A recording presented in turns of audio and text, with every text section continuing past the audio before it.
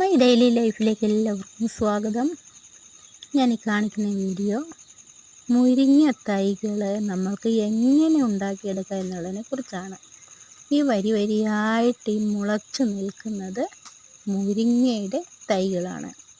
ഇത് പറിക്കാതെ നിന്നിട്ട് ഉണങ്ങി താഴെ വീണ ഒരു മുരിങ്ങയുടെ കായിൽ നിന്ന് മഴ പെയ്ത് കഴിഞ്ഞപ്പോഴത്തേക്കും ഒരു അരി പോലും അതിൻ്റെ വിത്ത് പോലും ഒന്നും പോകാതെ കൊണ്ട് എല്ലാം തന്നെ ഇത് ലൈനായിട്ട് മുളച്ചു നിൽക്കുന്നതാണ് ഈ കാണുന്നത്.